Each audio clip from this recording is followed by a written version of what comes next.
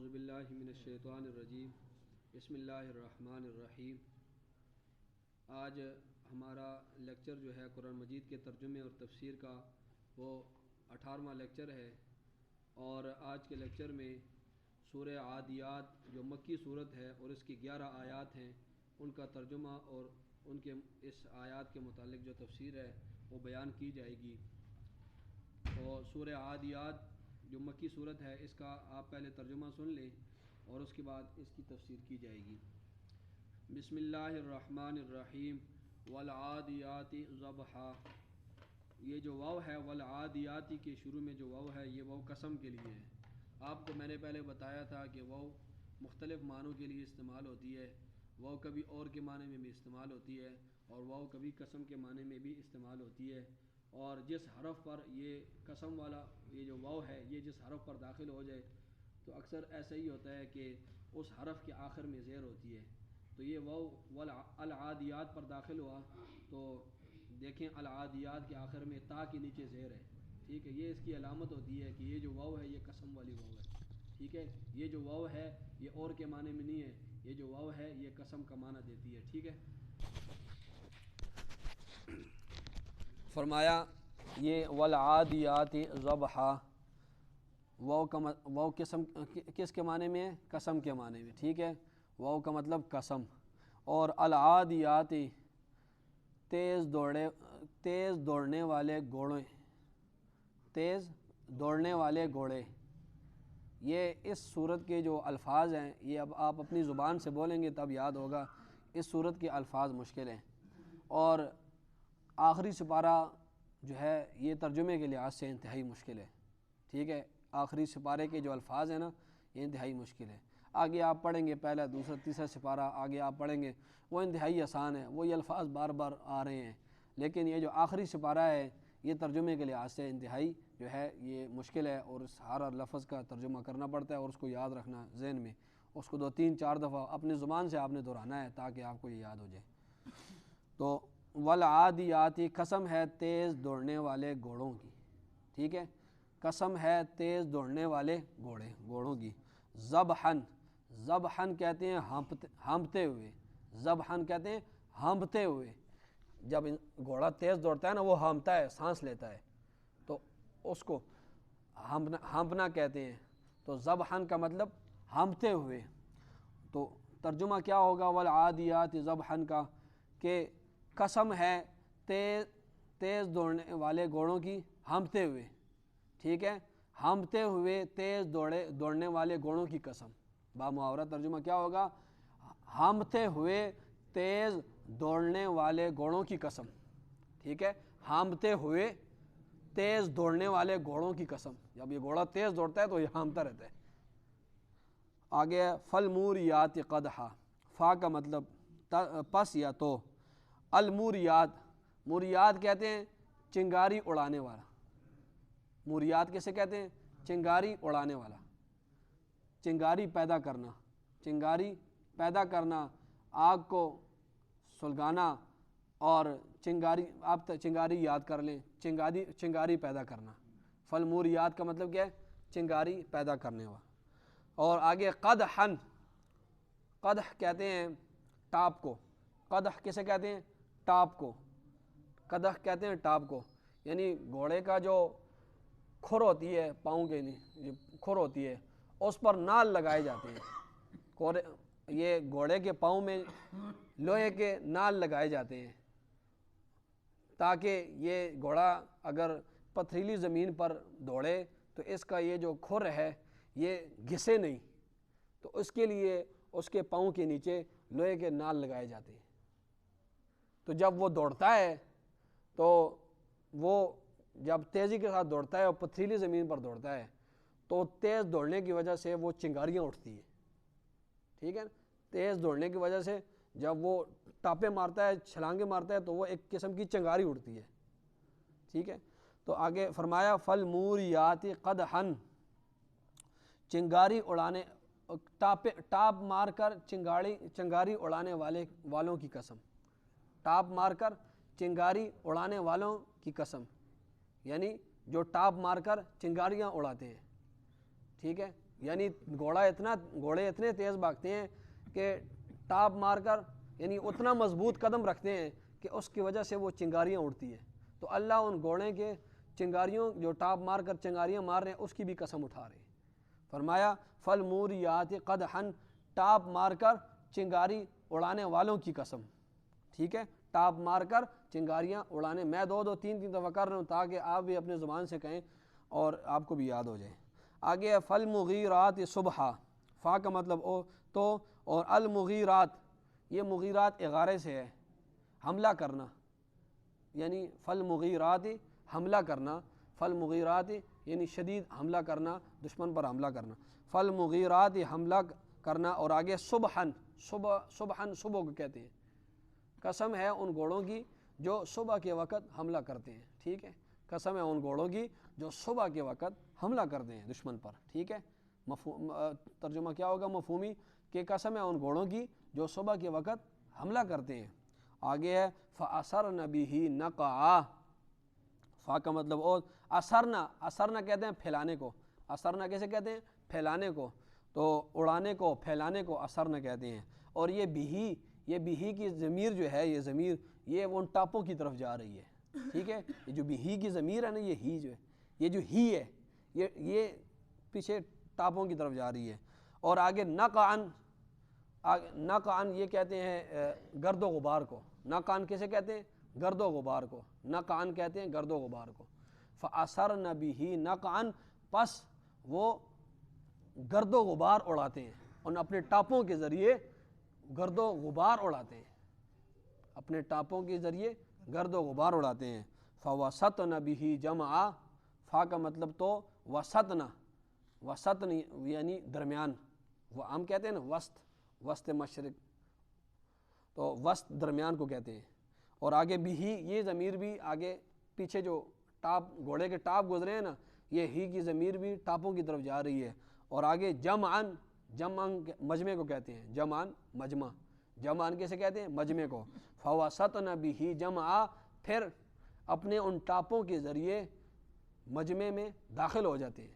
ٹھیک ہے، اپنے ان ٹاپوں کے ذریعے وہ اپنے ٹاپوں کے ساتھ وہ دشمن کے مجمع کے اندر درمیان میں چلے جاتے ہیں.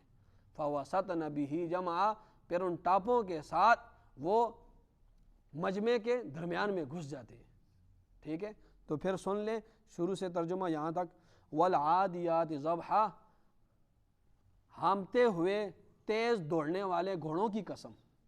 وَالْعَادِيَاتِ ضَبْحًا، ہانپتے ہوئے تیز دوڑنے والے گھوڑوں کی قسم. فَالْمُورِيَاتِ قَدْحًا، ٹاپ مار کر چنگاڑی اڑانے والوں کی قسم. فَالْمُغِيرَاتِ صُبْحًا، صبح کے وقت حملہ کرنے والے گھوڑوں کی قسم. فَأَثَرْنَ بِهِ نَقْعًا، اور اپنے ان ٹاپوں کے ذریعے گرد و غبار اڑانے والے گھوڑوں کی قسم. پھر کیا کرتے ہیں؟ یہ سارا کچھ کر کے فَوَسَطْنَ بِهِ جَمْعًا، وہ دشمن کے لشکر کے اندر گھس جاتے ہیں درمیان. یہ سارا کچھ کر کے اتنی تیز رفتاری کے ساتھ آتے ہیں اور چنگاریاں اڑاتے ہوئے ٹاپیں مار کر، اور صبح کے وقت آتے ہیں، اور گرد و غبار ان ٹاپوں کی وجہ سے ہو رہی ہوتی ہے، نکل رہی ہوتی ہے. اور پھر آخر میں نتیجہ کیا نکلتا ہے کہ دشمن کے مجمع کے اندر درمیان میں گھس جاتے ہیں. آگے یہ جو اللہ نے قسمیں اٹھائی ہیں، آگے جواب قسم آ رہی ہے. ان الانسان لربہ لکنود، ان کا مطلب بے شک انسان لربہ اپنے رب کے لیے، لام کے مطلب کے لیے، واسطے. ان الانسان بے شک انسان لربہ اپنے رب کے لیے لکنود، یہ لکنود میں جو لام ہے یہ تاکید کے لیے، اور کنود جو ہے اس کا ترجمہ ہے ناشکری. ٹھیک ہے، لکنود البتہ ناشکری اور بڑی ناشکری. کنود یہ اس کو کہتے ہیں جو بڑی ناشکری ہو. تو ترجمہ کیا بنے گا؟ ان الانسان، بے شک انسان، لربہ اپنے رب کا، لکنود یقیناً بہت بڑا ناشکرا ہے. بے شک انسان اپنے رب کا بہت بڑا ناشکرا ہے. ٹھیک ہے، آگے وَإِنَّهُ عَلَى ذَلِكَ لَشَهِيدٌ، واو کا مطلب اور، ان کا مطلب بے شک، یہ ہو کی جو ضمیر ہے یہ انسان کی طرف لوٹ رہی ہے، اور علی کا مطلب پر، ذالک کا مطلب یہ، ذالک کا مطلب یہ، لشہید لام یہ تاکید کے لیے ہے، اور آگے شہید گواہ کو کہتے ہیں، شہید کہتے ہیں گواہ کو۔ وَإِنَّهُ عَلَى ذَلِكَ لَشَهِيدٌ، اور بے شک یقیناً انسان اس بات پر گواہ بھی ہے، یقیناً انسان اس بات پر گواہ بھی ہے کہ وہ بہت بڑا اپنے رب کا ناشکرہ ہے۔ وَإِنَّهُ لِحُبِّ الْخَيْرِ لَشَدِيدٌ، وَإِنَّهُ اور بے شک وہ انسان لِحُبِّ، حب کہتے ہیں محبت کو، اور آگے الخیر کا لفظ آ رہا ہے، خیر یہ مال کو بھی کہتے ہیں، بھلائی کو بھی خیر کہتے ہیں اور مال کو بھی۔ عرب والے مال کے لیے خیر کا لفظ بھی استعمال کرتے تھے، تو اللہ نے عرب کے زبان میں خیر کا لفظ لایا اس قرآن مجید میں، ان کی رعایت رکھی، اور یہ خیر جو ہے یہاں پر مال کے معنی میں ہے۔ اور آگے لشدید، شدید کہتے ہیں سخت، شدید کہتے ہیں شدید سخت کہتے ہیں۔ وَإِنَّهُ اور بے شک وہ انسان لِحُبِّ الْخَيْرِ مال کی محبت میں لشدید بہت سخت ہے، وہ انسان مال کی محبت میں بہت سخت ہے۔ افلا یعلم اذا بعثر ما فی القبور، افلا، آ کا مطلب کیا، فا کا مطلب تو، لا کا مطلب نہیں، یا فا کا مطلب پس، یعلم کا مطلب جاننا، یعلم کا مطلب جاننا، تو ترجمہ کیا ہوگا، افلا یعلم کیا پس وہ نہیں جانتا، لا کا مطلب نہیں نا، افلا یعلم کیا وہ نہیں جانتا، اذا جب، بعثرہ اکھاڑے جائیں گے، بعثرہ اکھاڑے جائیں گے، ما جو، ما کا مطلب جو، فی القبور، قبور قبر کی جمع ہے، فی کا مطلب میں، تو افلا یعلم پس کیا وہ نہیں جانتا، اذا بعثرہ جب اکھاڑے جائیں گے، ما فی القبور جو کچھ قبروں میں ہے، جو کچھ قبروں میں ہے سب کو اکھاڑا جائے گا، کیا وہ یہ بات نہیں جانتا کہ جو کچھ قبروں میں ہے ان سب کو بکھیر دیا جائے گا، ان کو اکھاڑ دیا جائے گا۔ وَحُصِّلَ مَا فِي الصُّدُورِ، واو کا مطلب اور، حُصِّلَ کا مطلب ظاہر ہو جائے گا، حُصِّلَ کا مطلب ظاہر ہو جائے گا، یہ میں کہہ رہا ہوں نا یہ الفاظ مشکل ہیں، اس کو بار بار اپنی زبان سے، وَحُصِّلَ اور ظاہر ہو جائے گا، ما وہی لفظ ہے، ما جو، فی الصدور، صدور کہتے ہیں سینے کو، وَحُصِّلَ مَا فِي الصُّدُورِ اور ظاہر ہو جائے گا، ما فی الصدور جو کچھ سینوں میں ہے، جو کچھ سینوں میں ہے وہ ظاہر ہو جائے گا۔ ان ربہم بے شک ربہم ان کا رب، بہم ان سے، ان ربہم بہم بے شک ان کا رب ان سے، یومئذ اس دن، یومئذ یہ پیچھے بھی لفظ گزرا ہے، اس دن، لخبیر البتہ خوب باخبر ہوگا، وَإِنَّ رَبَّهُمْ بِهِمْ يَوْمَئِذٍ لَخَبِيرٌ بے شک ان کا رب ان سے اس دن خوب باخبر ہوگا۔ ٹھیک ہے، یہ اس کا ترجمہ تھا، ابھی اس کی تھوڑی تفسیر بھی سن لیں۔ اللہ رب العزت نے 5 قسمیں اٹھائی اور پھر آگے جواب قسم بھی ذکر کر دیا۔ پہلی 5 قسمیں اٹھائی کہ وَالْعَادِيَاتِ ضَبْحًا، پہلی یہ قسم اٹھائی کہ یہ 5 قسمیں اٹھائیں کہ وَالْعَادِيَاتِ ضَبْحًا، کہ ہامتے ہوئے تیز دوڑنے والے گھوڑوں کی قسم، ہامتے ہوئے تیز دوڑنے والے گھوڑوں کی قسم، اور آگے یعنی گھوڑا جب تیز دوڑتا ہے تو اسے تکلیف ہوتی ہے، آپ انسان جب جاگنگ کرتا ہے، جب ورزش کرتا ہے، جب اس کو سانس چڑھتا ہے اس کو بھی تکلیف ہوتی ہے، تو کہ گھوڑا ہے اس کو بھی تکلیف ہوتی ہے، تو فرمایا ہامتے ہوئے تیز دوڑنے والے گھوڑوں کی قسم، فالموریات قدحًا چنگاری، آگے کیا ہے، چنگاری ٹاپ مار کر چنگاری اڑانے والوں کی قسم، فالمغیرات صبحا صبح کے وقت حملہ کرنے والوں گھوڑوں کی قسم، فاثرن بہ نقعا اور اپنے ان ٹاپوں کے ذریعے گرد و غبار اڑانے والے گھوڑوں کی قسم، پھر کیا ہوتا ہے، فوسطن بہ جمعا پھر دشمن کے لشکر میں درمیان میں گھس جاتے ہیں، اور آگے فرمایا ان الانسان لربہ لکنود بے شک انسان اپنے رب کا ناشکرہ ہے۔ اب یہ قسمیں اٹھائی پھر انسان کا ذکر کیا۔ اللہ رب العزت اس صورت میں بتانا چاہتے ہیں کہ اے انسان تو اپنے احوال کو ذرا گھوڑے کے احوال پر اپنے احوال کا معائنہ کر، اور پھر گھوڑے کے احوال کو دیکھو وہ گھوڑا، اس کو میں نے پیدا کیا، اس گھوڑے کو میں نے پیدا کیا، اس کے لیے چارہ بھی میں نے پیدا کیا، مالک صرف اس کو خریدتا ہے، مالک صرف اس کو خریدتا ہے، اور جو چارہ میں نے پیدا کیا صرف وہ اس کے لیے اس کا انتظام کرتا ہے. چارہ بھی میں نے پیدا کیا, گھوڑے کو بھی میں نے پیدا کیا, گھوڑے کا چارہ بھی. مالک کا کام کیا ہوتا ہے؟ صرف وہ گھوڑے کو خریدتا ہے اور وہ اس چارے کا بندوبست اس کے لیے کرتا ہے. لیکن جب وہ انسان گھوڑے کو کچھ دن کھلاتا ہے تو وہ گھوڑا اس انسان کا اتنا وفادار ہو جاتا ہے کہ جب وہ اس پر بیٹھتا ہے اور اس کو اشارہ کرتا ہے تو وہ اتنا تیزی کے ساتھ دوڑتا ہے وہ گھوڑا, اور ہانپتا ہوا, اس کو تکلیف بھی ہو رہی ہوتی ہے لیکن وہ مالک کو بھگا کے جا رہا ہوتا ہے. تو فرمایا قسم ہے ہانپتے ہوئے تیز دوڑنے والے گھوڑوں کی قسم ہے. اور آگے فرمایا فالموریات قدحا, فرمایا وہ جو گھوڑا ہے جب وہ اتنا تیز دوڑتا ہے کہ وہ ٹاپے مارتا ہے اور اتنی مضبوطی کے ساتھ قدم رکھتا ہے کہ ٹاپ مار کر اس کے نیچے سے جو ہے چنگاری زمین سے پیدا ہوتی ہے, اتنی تیزی کے ساتھ وہ یعنی وہ زمین پر قدم رکھتا ہے. یعنی ہم انسان ہیں نا, ہم اگر اللہ کی عبادت بھی کرتے ہیں تو کیا ہوتا ہے کہ اس سے ہم کام چوری کرتے ہیں. نماز پڑھ رہے ہیں, نماز میں سوچ رہے ہوتے ہیں, جلدی جلدی پڑھتے ہیں کہ بس ٹائم کتنا ہو گیا. مثال کے طور پر امام ابھی نہیں آیا, دیکھتے ہیں 5 سیکنڈ اوپر ہو گئے, پیچھے بار بار دیکھتے ہیں ٹائم تو بہت اوپر ہو گیا, امام صاحب کیوں وضو کر رہے ہیں اور کیوں اتنا ٹائم لگ گیا. رمضان کے روزے 29-30 ہوتے ہیں, اس کے لیے بھی خفا ہوتے ہیں, یار اس دفعہ پھر 29 ہونے والے ہیں, تو کہتے ہیں یار چلو رکھ لیں گے, کیا کر سکتے ہیں. تو اس طرح یعنی عبادت میں بھی انسان جو ہے وہ کرتا ہے تو اس میں بھی کام چوری کرتا ہے اور نہ دل سے کرتا ہے. لیکن یہ گھوڑا, اس کو جو حکم ملتا ہے تو یہ نہیں ہے کہ یہ تیزی کے ساتھ دوڑتا ہے اور ہانپ بھی رہا ہوتا ہے اور ٹاپ بھی مارتا ہے اور ٹاپ سے اس کی چنگاریاں بھی اڑ رہی ہوتی ہیں. فالمغیرات صبحا, اور صبح کے وقت حملہ کرتا ہے. صبح جب اس کا مالک کہتا ہے کہ جانا ہے تو وہ یہ نہیں کہتا کہ مجھے نیند آئی ہے. ہماری طرح یہ نہیں ہے کہ صبح ہم اذان کی آواز سنتے ہیں تو کروٹ بدل کے پھر سو جاتے ہیں. جب اس گھوڑے کو اس کا مالک کہتا ہے کہ صبح کے وقت حملہ کرنا ہے تو وہ حاضر ہوتا ہے. اور آگے فَأَثَرْنَ بِهِ نَقْعًا, اور وہ جو ہے ان اپنے ٹاپوں کے ذریعے گرد و غبار اڑا رہا ہوتا ہے صبح کے وقت. حالانکہ صبح کے وقت زمین پر شبنم ہوتی ہے, صبح کا وقت ٹھنڈ ہوتی ہے, لیکن اس شبنم کے باوجود, اس ٹھنڈ کے باوجود وہ اتنا تیز دوڑتا ہے کہ اس شبنم پر بھی اس کے گرد و غبار اس کے ٹاپوں سے نکل رہے ہوتے ہیں. یعنی اتنا تیز وہ دوڑتا ہے. فَوَسَطْنَ بِهِ جَمْعًا, اور اے انسان ہم نے اس گھوڑے کو 2 جو کان دیے ہیں وہ ہم نے سیدھے دیے ہیں اس کے لیے.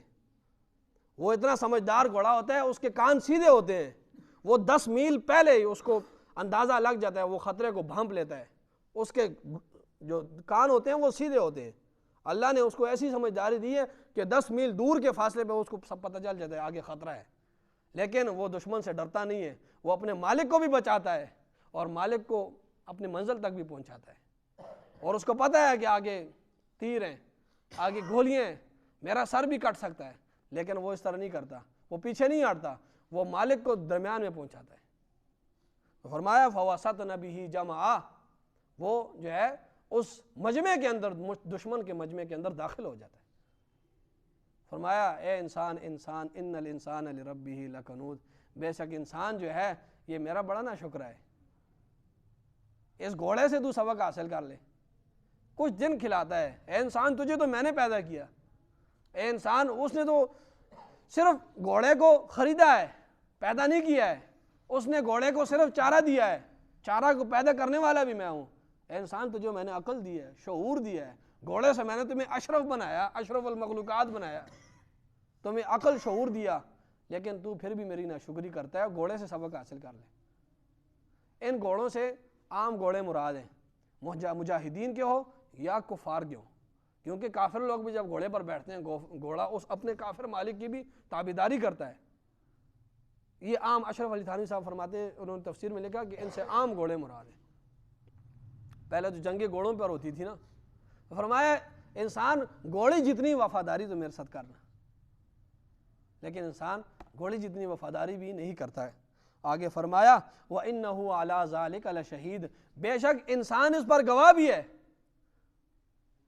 وہ اگر اپنے گھوڑے کو دیکھے, گھوڑے کے احوال کا معائنہ کرے اور پھر اپنا معائنہ کرے تو اس کا دل یہ کہے گا کہ ہاں تو ناشکر ہے، اس کا عمل یہ بتائے گا کہ ہاں تو ناشکر ہے۔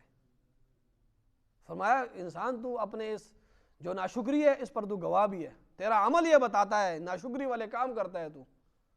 اور آگے فرمایا وَإِنَّهُ لِحُبِّ الْخَيْرِ لَشَدِيدٌ، بے شک انسان جو ہے مال کی محبت اس میں بہت زیادہ ہے، مال کی محبت اس کے اندر بہت۔ وہ ناشکرہ کیوں ہے؟ اللہ رب العزت نے اس کی ریزن بتا دی کہ وہ ناشکرہ اس لیے کہ اس کے اندر مال کی محبت ہے۔ جو میرا ناشکرہ ہے نا اس کے اندر مال کی محبت ہے۔ اور آگے پھر ناشکری ختم کرنے کے لیے آگے طریقہ بھی بتا دیا، افلا یعلم اذا بعثر ما فی القبور، کیا وہ یہ نہیں جانتا کہ جتنا بھی یہ مردے قبروں میں پڑے ہیں سب کو جو ہے اکھاڑ پھینک دیا جائے گا۔ ٹھیک ہے، یہ ایک طریقہ بتا دیا، کیونکہ انسان مال جو حاصل کرتا ہے وہ کس لیے حاصل کرتا ہے، یہ بات سمجھنے کی ہے۔ وہ اس لیے حاصل کرتا ہے کہ میری خواہشات پوری ہوں اس سے۔ انسان مال کس لیے کماتا ہے؟ کہ میرے دل میں جو خواہش ہے میں اس کو پورا کر سکوں۔ غریب بندہ اپنی خواہشات لے کر دنیا سے چلا جاتا ہے، میری کوٹھی ہو، میرا بنگلہ ہو، میرے پاس گاڑی ہو، میرے پاس اچھا کھانا ہو، اپنی خواہشات، غریب تو بس وہ خواہشات دل میں رکھ کر آگے چلا جاتا ہے۔ لیکن جو بندہ پیسہ کماتا ہے، امیر ہوتا ہے، وہ اپنی خواہشات اس سے پوری کرتا ہے۔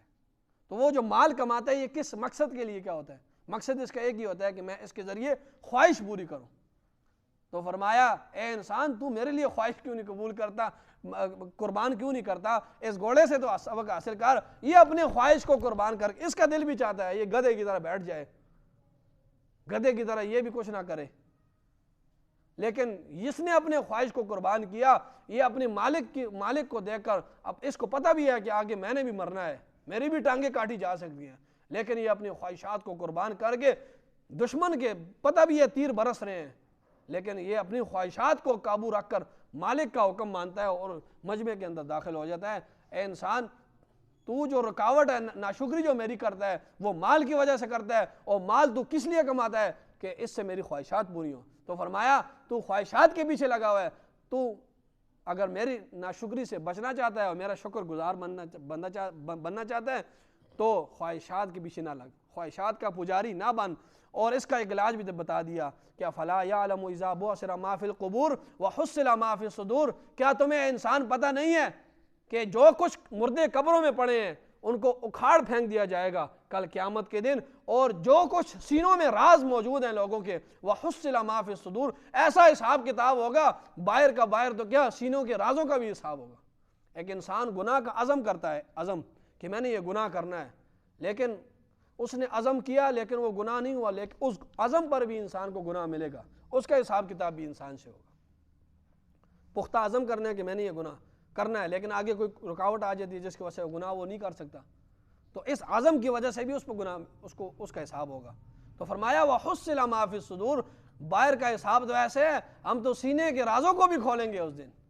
تو ذرا اس چیز کا تصور کرو کہ میں نے مرنا ہے، میں نے بھی اس چرپائی پر لیٹنا ہے، مجھے بھی نہلایا جائے گا، مجھ سے بھی کپڑے اتارے جائیں گے، مجھے بھی جنازے کی چرپائی پر رکھا جائے گا، مجھے قبر میں ڈال دیا جائے گا۔ اگر یہ تصور تو کرے گا نا تو پھر تیرے دل سے مال کی محبت ختم ہو جائے گی۔